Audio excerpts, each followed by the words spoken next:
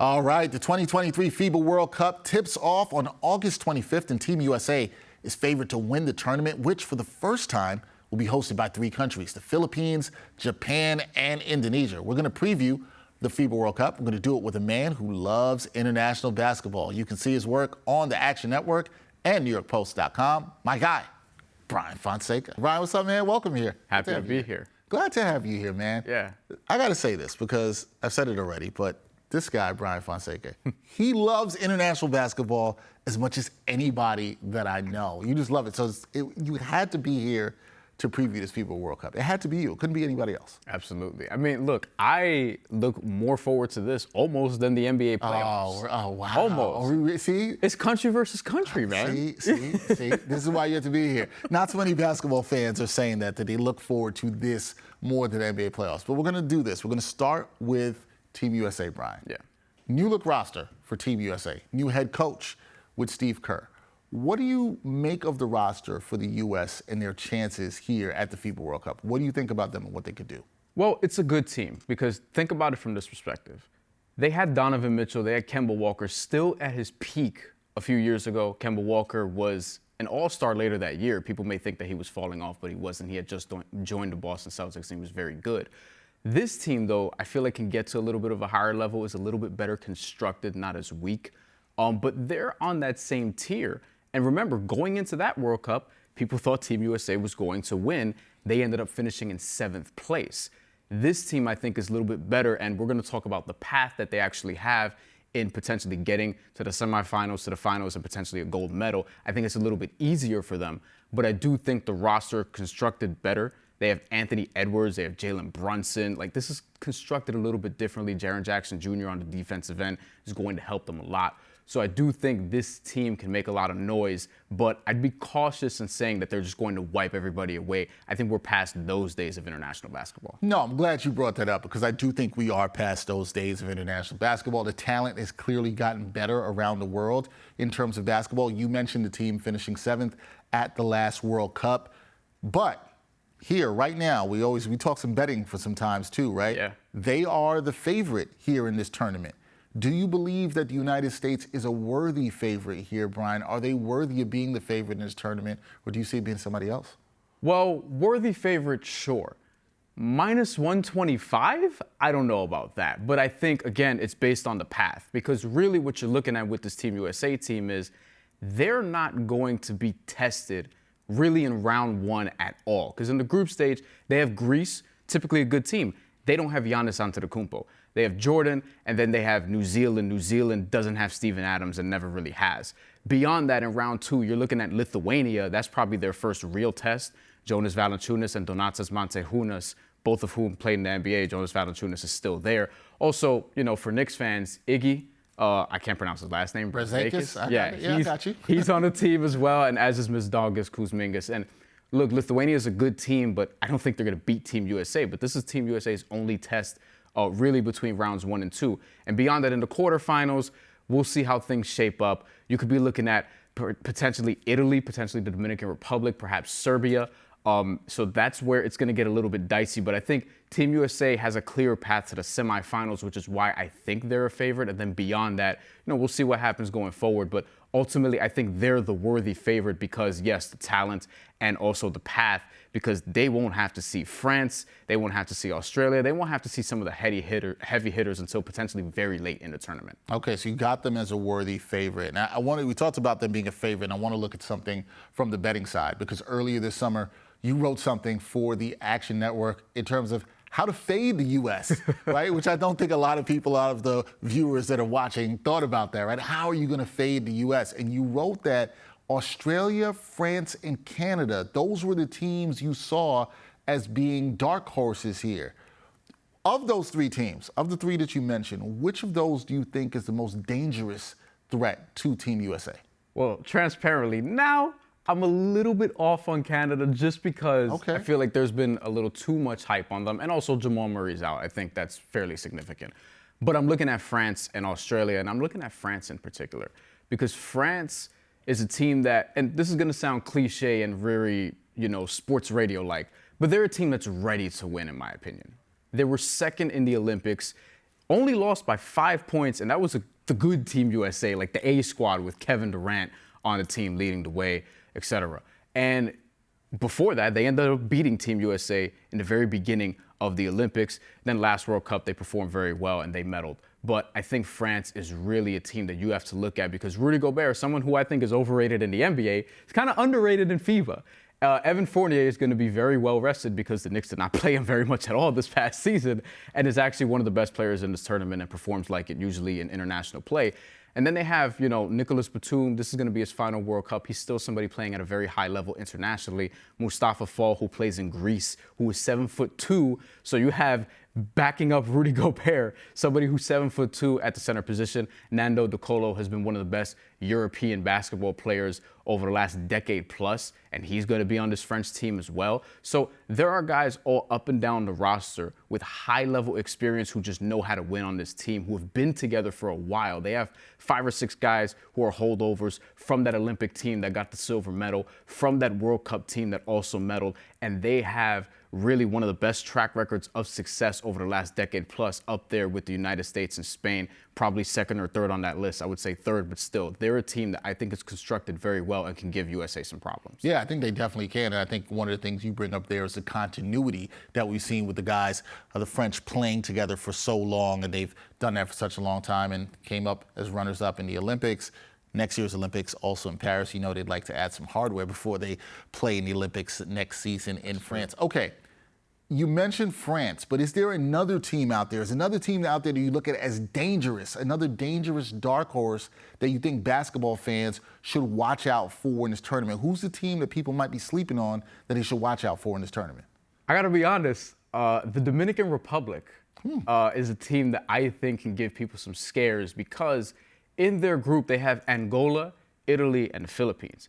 I think that with Karl Anthony Towns and also some other familiar names on that roster, Angel Delgado for people locally. He played at Seton Hall with Isaiah Whitehead. He was very, very good in that time. He's playing professionally at a high level right now. You have LJ Figueroa, who used to play at St. John's. He's somebody who's on the roster. G. Montero, briefly with the Knicks. He's somebody who's playing in Spain right now. They have a good team, and also Victor Liz, who's somebody who has been playing in Puerto Rico, is the captain of the team, and is somebody who's a veteran and is just very experienced. Like, you need experience in these tournaments, ultimately. I think this is a team that's talented. I think this is a team that's dangerous. And Karl Anthony Towns, I mean, for all the jokes, again, he's somebody who's one of the best players in this tournament. You could put him in the top 5 reasonably. And I wouldn't be scared of Italy if I were them. Italy's in their same group. Beyond that, when you're looking at round 2, you're probably looking at a matchup with Serbia, and depending on who emerges from Puerto Rico, South Sudan, and China, all of whom the Dominican Republic should beat. And as a Puerto Rican, kind of pains me to say that a little bit, but it's true. The Dominican Republic team is very good, and I think this is a team that can get to the quarterfinals. I actually have them at plus 300. I took that bet for them to get to the quarterfinals, and I took them at plus 150 to potentially win their group.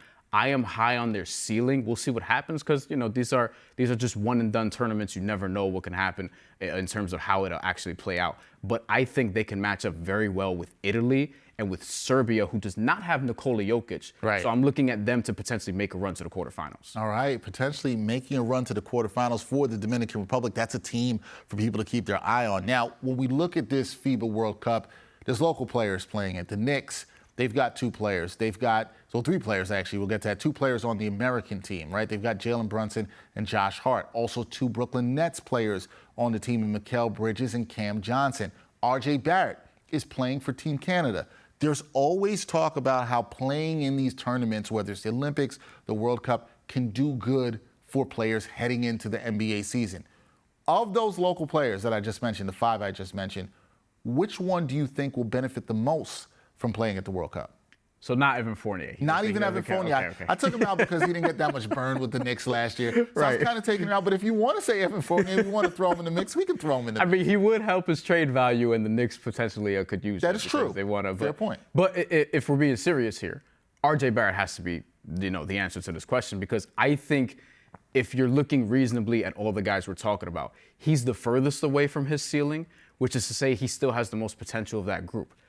Whether or not he's going to realize it with each passing year, it kind of gets a little bit more of a question. But I think that RJ Barrett I've been very high on him since before they drafted him, even when he was in high school. He's one of the best high school players I've ever seen in person, having covered him when he came up for Geico Nationals here, Christ the King High School. And R.J. Barrett was very impressive then. I think in the NBA, it's been a little bit of a weird developmental situation, but he's the guy I think could really benefit from what I call the World Cup bump. I think Jalen Brunson, as great as he was last year, I don't know how much better is he going to get. I do think he's going to get better, but I don't know what that's going to look like. Josh Hart, I feel like he's a little bit closer to where you project him to be. Mikal Bridges, I think what he showed you with the Nets, a little bit closer to where he could be, although I think he's going to reasonably be somewhere between where he was in Phoenix and what he was in Brooklyn at the tail end of last year. Same thing with Cam Johnson. So I'm really looking at R.J. Barrett to perhaps make this leap. He's still only 23 years old heading into year 5. Some guys progress in different ways, and it hasn't been really ideal for someone of his skill set to be, off the ball. Julius Randle dominating the ball sometimes, Jalen Brunson. Before that, it was Marcus Morris for a period of time. You know what I mean? So I think R.J. Barrett can really benefit, and he's playing next to Shai Gilgeous-Alexander, so maybe he'll pick up some more things in terms of how to play next to a star, how to play off a star, and I think he can still reach a high level in his career that we haven't seen him come that close to yet. So a tournament like this, where Canada's going to have 5, 6, 7 games, depending on how far they get to in a tournament. Every team is going to play at least 5 games because the first 2 rounds, that's just how it sort of goes. And then from there, quarters, semis, and we'll see. So we expect Canada to hang around for a while, and we expect R.J. Barrett to be seeing high-level international competition for as long as Canada survives in this tournament. Yeah, well, Knicks fans are going to be happy to hear that because they're hoping that he can use this as a springboard heading into the upcoming season. We'll see how that goes from there. Back to Team USA. Yeah. 2 questions here, right? Who is the best player on Team USA, and who also needs to play the best in order for Team USA to win it all and take home the trophy at the FIBA World Cup this year? The answer to both questions, probably Anthony Edwards. I feel like once the roster was unveiled, you probably felt like Anthony Edwards was sort of the guy that had to be the guy. Now, the team is good enough, and typically a Team USA team is good enough to where he doesn't have to do what Luka Doncic has to do for Slovenia, for example, right? Or what Shai Gilgeous-Alexander, to some degree, to a lesser degree, has to do for Canada. But what Anthony Edwards has to do for Team USA is what he did in that game against Germany. Because in that game against Germany, in the second half, that's where it got a little dicey and it looked like Germany was potentially going to win this game. And Germany, a team that's good, but reasonably not expected to medal in the tournament. They're somewhere between 8th and 10th best odds to win the whole thing. They're telling you that, yeah, they'll probably make the quarterfinals and bow out gracefully. Team USA should not be losing to that team. But Anthony Edwards was one of the guys down the stretch who was able to create, find his own shot. There are other guys on this team that can do it. I think Tyrese Halliburton should be playing more. I think Jalen Brunson is somebody you would look to late in games in those situations. Mikal Bridges, if he really has it going. But Anthony Edwards, to me, is the alpha on this team. And I think he's not going to need to be that on a night-to-night basis because, again, they have sort of a soft schedule to begin the tournament. But beyond that, I think Anthony Edwards, once they see some of the better teams in the tournament, if they get to a Lithuania, if they get to a Serbia, if they end up playing Australia down the line deep into the tournament, France, yes, Anthony Edwards is going to have to be that guy, in my opinion. All right, he looked really good against Germany, was giving buckets to the Germans in that game. We'll see if he can continue to do that. All right, we're at the moment of truth, Bryan. You know where we're going with this, okay? It's prediction time, all right? Team USA, you said they're worthy favorites here. There can still be some concerns with them in terms of lack of size that they may have on this roster. That's a legit concern. But taking Team USA aside, or bringing them part of this, I should say, who wins the 2023 FIBA World Cup and why? Who are you going with? Even though they have a tough road there, I'm still going to roll with France. Wow. And the reason I'm going to roll with France is because I just think that the stars are kind of going to align with them. Like, this is a team over the past decade or so, like they've been very competitive in the Olympics, medaling there, medaling at Eurobasket multiple times and winning once, medaling at the World Cup. And they have a track record of success with Evan Fournier, with Nicolas Batum, with Rudy Gobert. They're just rock solid. Mustafa Fall, who I mentioned, Nando De Colo. And they're just a team that I think is ready to win. I also am looking at Australia, who France is probably going to have to see in perhaps the semifinals. They're a team, you want to talk about NBA talent? Australia is loaded with NBA talent on their roster. They have Josh Giddey, they have Josh Green, they have Patty Mills, they have Jock Landale. They have Dante Exum, who used to be in the NBA, who sort of like is rediscovering himself, so to speak, as a basketball player. And Australia is another team that's very dangerous that you have to look out for in this tournament. They have some other guys, Dyson Daniels, I didn't even mention, but they're very solid as well. I think this is going to be a very competitive World Cup, and I think Team USA could absolutely win it. But for two reasons, I'm putting my money on France. One, I just feel like they're a team that's ready to win, and they have the pedigree and the togetherness needed. They're also built in a way that I think can give a lot of teams problems, because I mentioned Rudy Gobert and Mustafa Fall. Like, you have two 7+ footers on the interior. And on top of that, at plus 900, that's just some great value for a team. Like, if you want to look at it from a betting perspective, you know, Team USA or the field, I would take the field, and I would take France. And if I had to pick somebody else, I would look at Australia probably as well, because I think they're a team that can do some damage, and they just came off medaling in a major competition for the first time in the Olympics. I think they're a team that's ready to make a leap as well. All right, seeing them as a team that could make a leap, this guy, Bryan Fonseca, he is picking France to win the 2023 FIBA World Cup. It's going to be an exciting one. Exciting for you. You're more pumped about this than the NBA playoffs. Crazy statement, but it says a lot about Bryan. Same level, same tier. Same level. He said before he was more pumped about it. We'll end with that. That gets started on the 25th. Should be a good one, a competitive tournament. You expect that to be, Bryan? Yes. We will see. Check out Bryan's work on the Action Network, also nypost.com as well. Bryan, I appreciate you coming up here and talking some international basketball. I know that brought you so much joy. We got to do it again. Absolutely. Anytime. Right. We'll do it again. That's Bryan Fonseca. I'm Dexter Henry. Till next time, as always, peace.